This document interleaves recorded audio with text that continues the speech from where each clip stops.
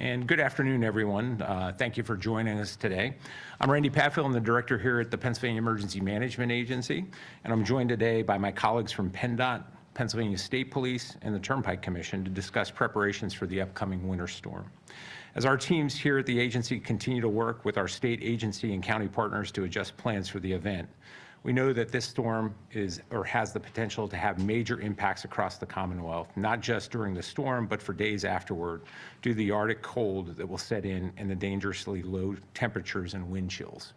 And I know a lot of people get focused on the amount of snow that we're going to get, but we focus more on what the impacts happen to be able to make sure that we're well prepared. Over the last couple of days, our teams have been coordinating with the various agencies, counties, and federal partners to ensure the Commonwealth is well prepared for the impacts. Just this morning, our teams met with Governor Shapiro to review the anticipated impacts and our collective readiness for this entire event. We have hosted calls with county emergency management offices to assess their preparedness and identify any gaps where they may require assistance throughout the storm. We have also coordinated with other state agencies to assess their readiness and ability to assist as needed. Yesterday, we activated our Commonwealth Response Coordination Center daylight hours for planning, resource coordination, and public messaging. And today, we will be finalizing the timing for a transition to 24/7 operations at the Commonwealth Response Coordination Center on Saturday or tomorrow for the duration of the storm and the continuing impacts in the following days. While no two storms are alike, we approach every winter storm with the same amount of concern for the safety of the residents of the Commonwealth and do everything in our power to minimize disruptions and provide assistance when and where needed in the most expedient manner. However, we can't do this alone. The public plays a significant role in preparedness activities. The sad fact is that despite our best attempts, this storm will most likely result in tragedy somewhere in the Commonwealth, whether it's a multi-vehicle accident while traveling during high-impact times on the roadways, accidental fires that occur from use of non-conventional heating sources, carbon monoxide poisoning from improper generator use during a power outage, or increased stress on heating systems that are not properly maintained, especially with the cold temperatures. The list goes on and on.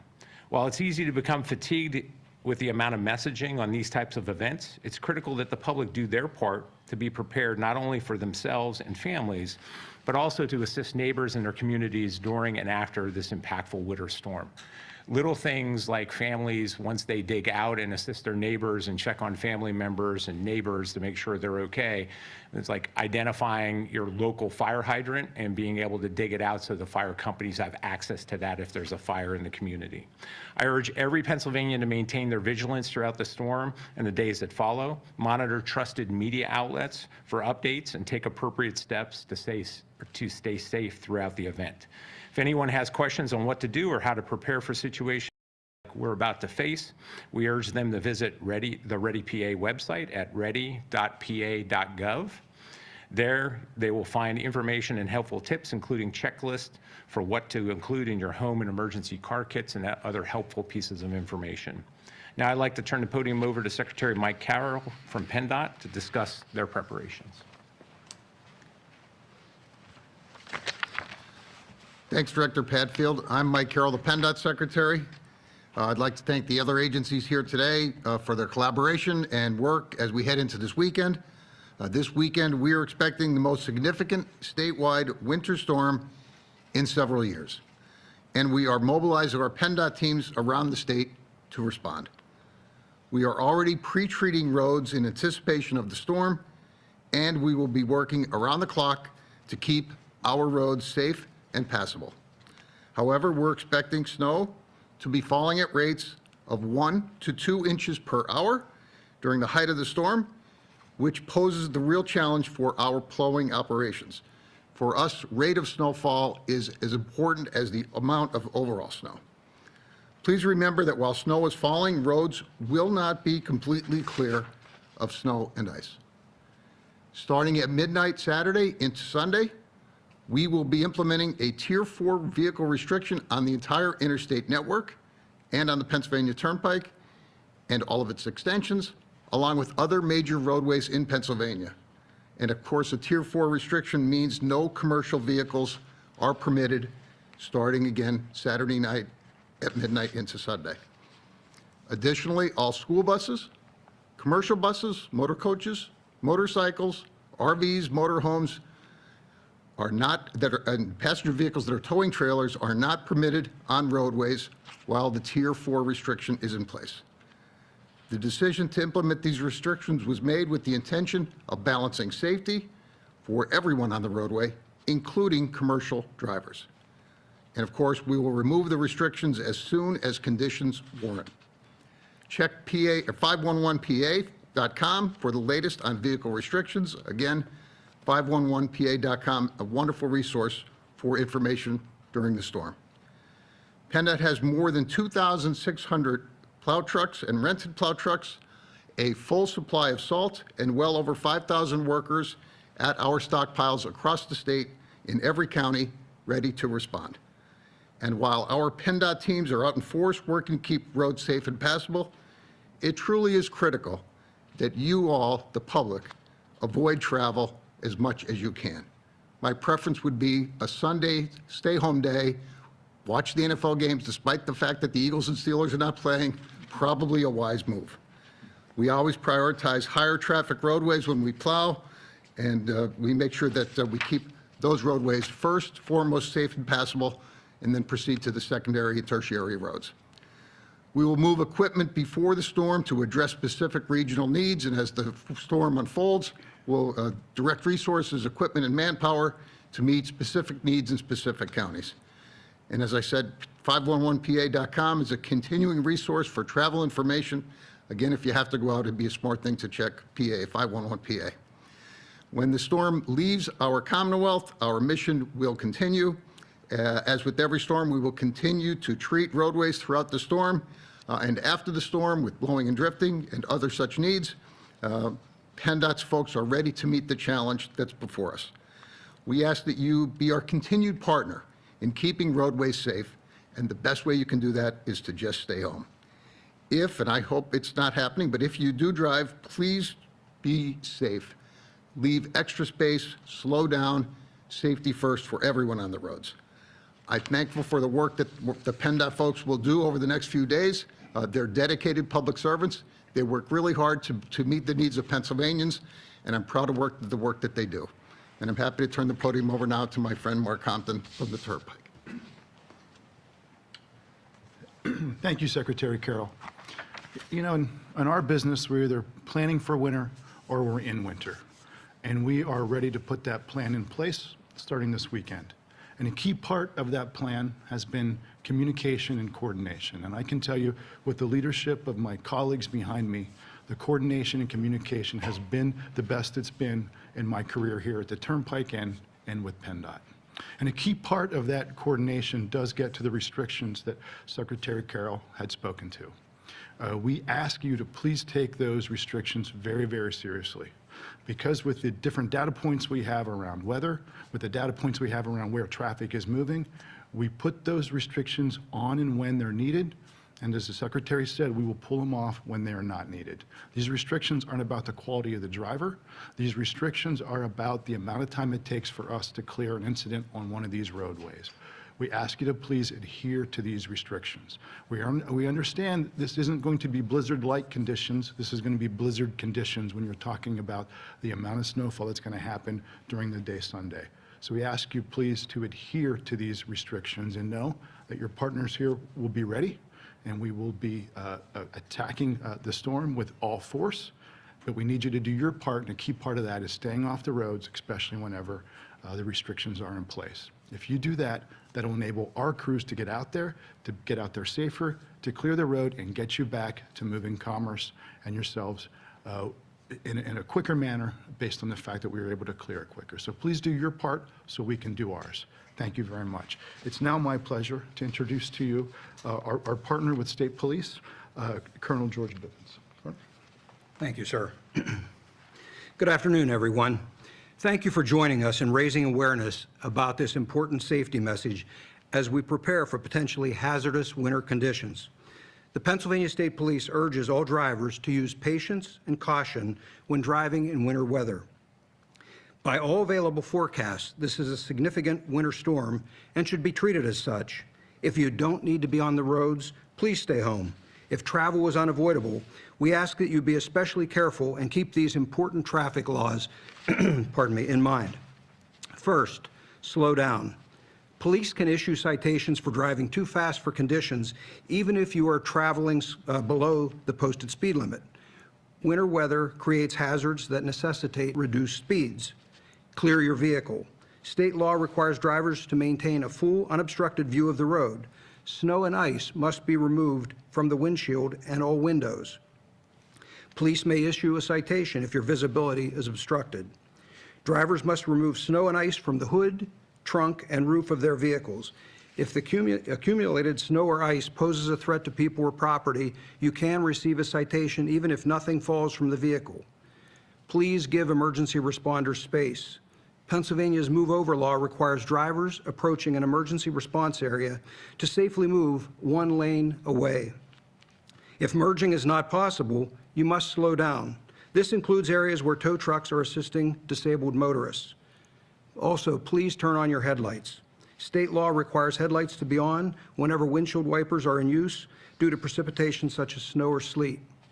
If you are involved in a crash or slide off the road and become stuck, please remain in your vehicle. Do not stand outside of your car, on or near the roadway. In most situations, you will be safer inside your vehicle with your seatbelt fastened and your hazard lights activated. Adjust your driving conditions for winter, or driving technique rather, for winter conditions. Slow down, increase your following distance, and avoid sudden stops or sharp turns. Use extra caution on bridges and ramps, which freeze more quickly than other road surfaces. In heavy or blowing snow, use low beam headlights. Be aware of vehicle restrictions and reduce speed limits on the turnpike, interstates, and roadways. As this winter storm impacts the Commonwealth, our troopers stand ready to respond. The Pennsylvania State Police will have additional troopers available to handle emergencies as they develop. If you need assistance, call 911 and we'll get to you as quickly as possible. In summary, please be prepared, monitor changing weather conditions, and avoid unnecessary travel. Staying off the roads helps emergency responders and road crews do their jobs and keeps everyone safe. Your choices on the road can protect your life and the lives of others. At this time, we'll open it up to any questions that any of you may have. Hey, Randy, what makes this storm particularly dangerous? I know we haven't had one like this in a while. What should people kind of be keeping in mind, given that there are some real dangers? So as I indicated in my remarks, we look at the impacts, right? So we know there's going to be travel impacts. We know that there's potentially going to be critical infrastructure impacts after this. I think it's the combination of the snow, which is a lot more than we've seen in recent years, but also the extended duration cold. So the latest updates that we received is, at least a week where we're going to be kind of below freezing. So we see a lot of impacts from that, and we anticipate those. So loss of heating systems for congregate care facilities, or multi-family dwellings, those types of things. We see more water main breaks. We see increased residential structure fires, those types of things. So it's a combination of the snow. Obviously, we know what the impacts are going to be there, and we're committed, that's why we're activating the Commonwealth Response Coordination Center, to be able to shorten our reaction time to any needs that the counties may have or the communities may have, but also to share information. Secretary Carroll and Mark talked about the travel restrictions and bans. We meet every 2 hours or sooner to be able to review those, to see if we can lift those or to see how they're working. So we're really committed to that. But I think it's a combination of factors with this. It's snow that we haven't seen in a number of years to this degree, and it's also the extended cold that we're going to see.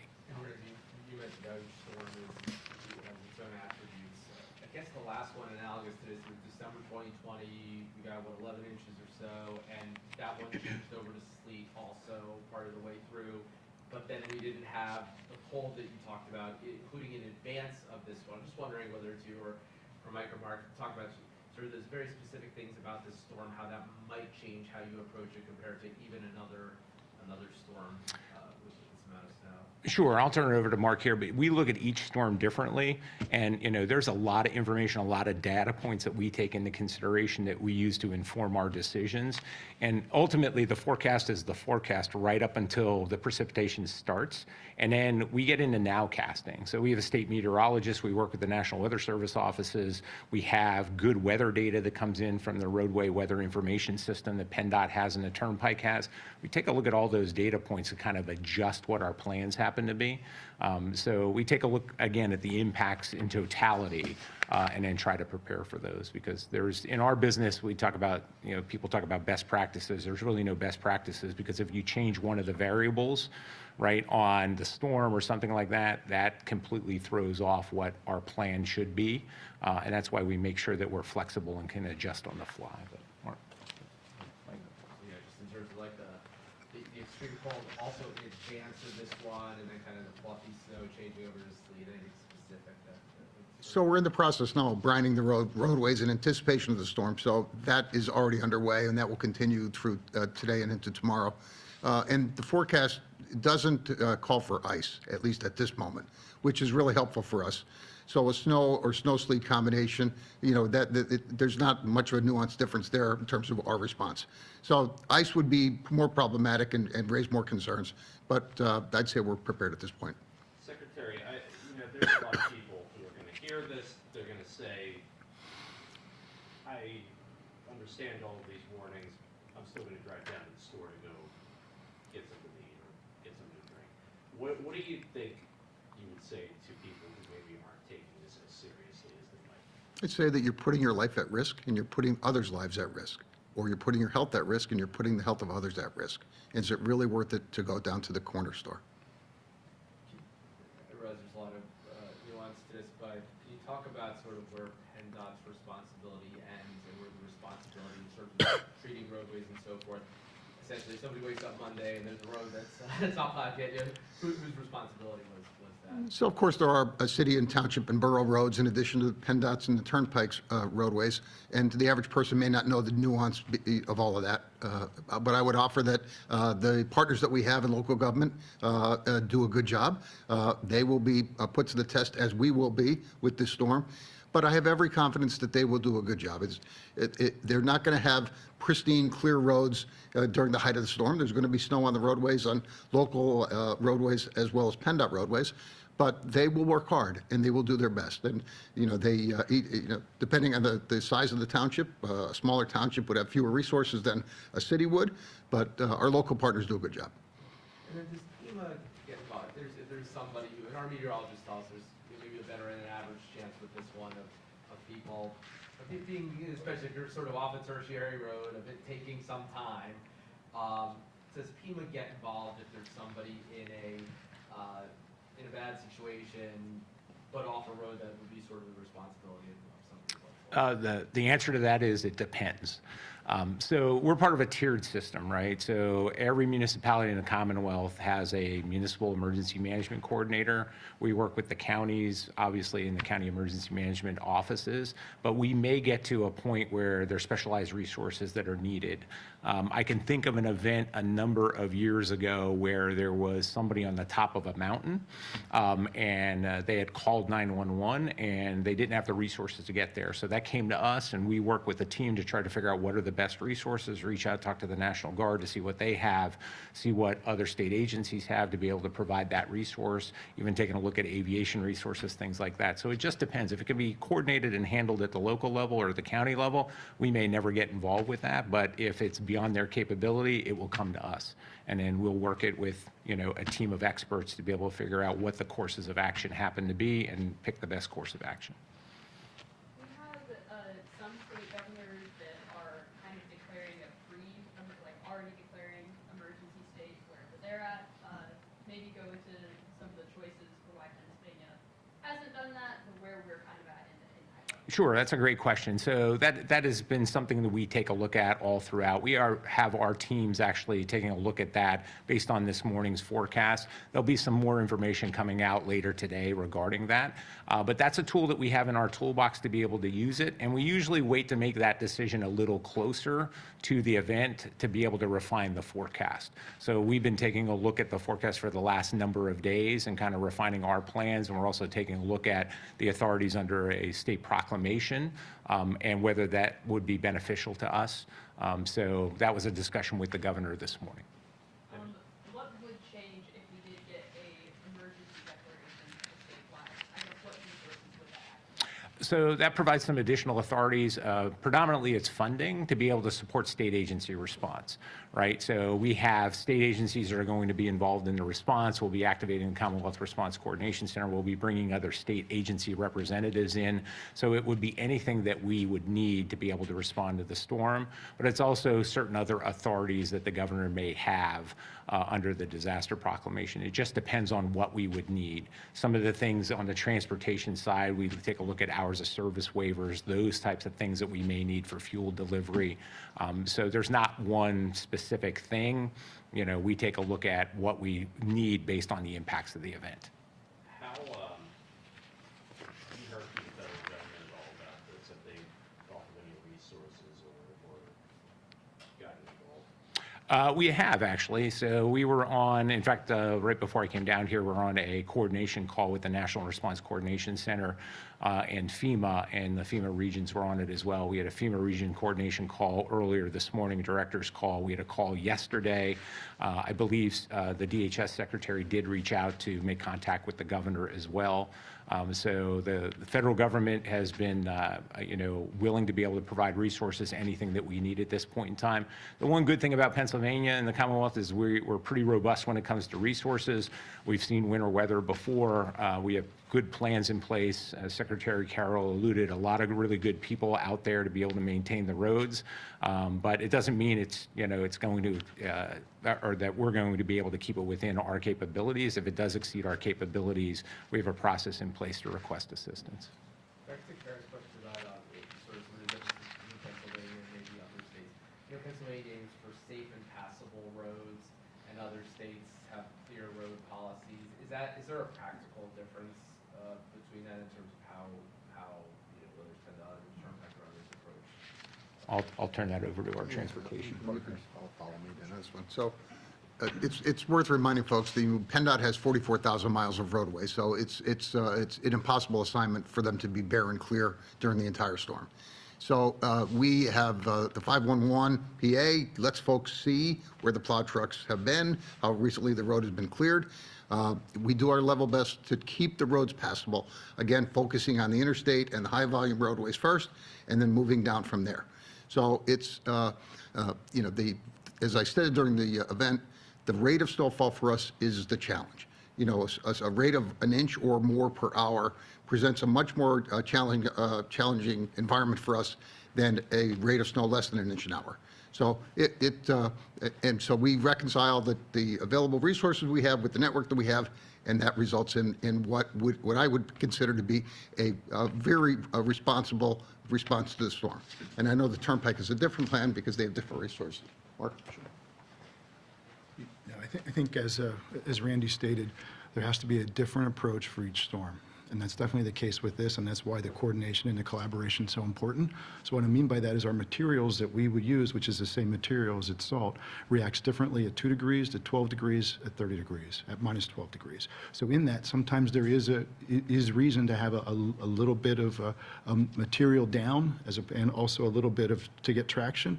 So at times, based on the temperatures, based on the blowing, based on if there's sleet, all that changes based on what we're seeing with the eyes and ears on the roadway. And the good news is, based on the investments that have been made, we now have more than ever eyes and ears on the roadway that tell us what the conditions are like out there. I got a question for Commissioner Bivens and Randy. When you're talking about first responders showing up during these emergencies, because people have emergencies, things happen. Yes. Can you talk about just kind of the risk that they're also in, and why people may want to try to avoid unnecessary behavior that might end up Right. Well, certainly, some of the same risks that I talked about to the motoring public, if they venture out, are the risks that our troopers encounter when they're out. Those roads are just as bad for them to navigate, but it's part of their job. They'll do it, and they'll get there. They're going to have to take their time. We give them the best equipment that we can and prepare them to be able to respond. Again, every time someone calls, it puts someone else at risk. It goes back to our message and our request to just please stay home. We can mitigate that risk for everyone. It ties up emergency resources, doesn't it, Tim? Yeah, it does. So, the 911 centers, that's one of the data points we'll be monitoring is, call volume into the 911 centers. But if we can reduce risk to any first responders by not putting them in harm's way, especially on the roadway, we're going to try to do that. And that's part of the messaging here, that if we don't have to put them out, if you're driving a 60 or 80,000 pound piece of fire apparatus, obviously, there are challenges on snow-covered roads with that. If we can reduce the possibility of them having to go out, and, obviously they are going to have to go out during the storm, but as long as it's not something that could have been prevented, right? Just like my comments regarding, what we see, despite our best public messaging, we still have extremely tragic situations occur during these events.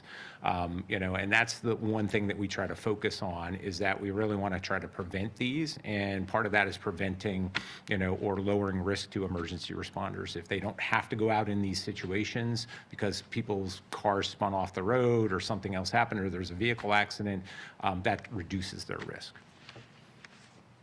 We're encouraging people to just kind of like stay home on Sundays. Do we have an estimate right now for maybe like Monday, Tuesday, when those roads will probably be cleared up and safe to go out? I think, and I don't want to speak on behalf of everybody up here, but, I think a lot of that's going to be dependent on the amount of snow that we get, right? And how much mixing we see and those types of things. And that's why we take a look at real-time data all the time. And it's just not the data points that we're getting from the weather information system. It is when we look at, travel restrictions and bans, Pennsylvania State Police provides input from their troopers that are out on the street or on the roads.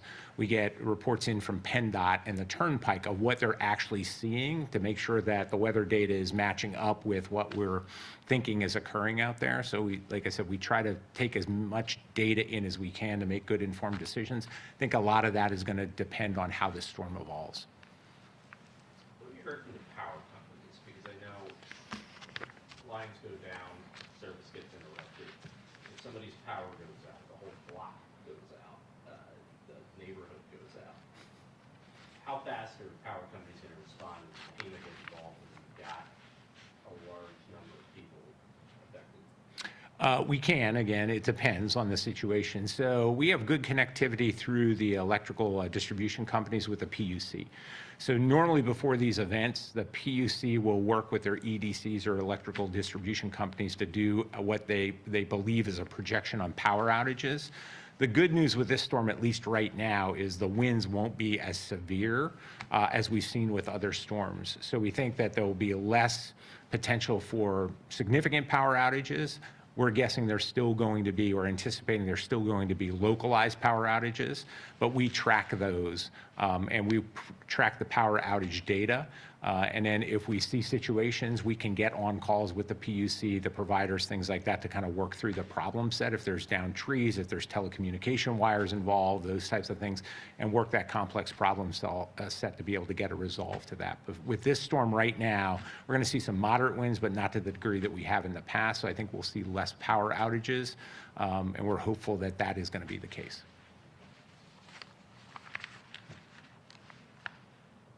Any other questions? Okay, thank you all. All right, thanks, everybody. Thank you. Randy, when you said listen to trusted media sources today, I wanted to ask you who exactly you had in mind. I'm going to defer that question. I'm not going to answer that.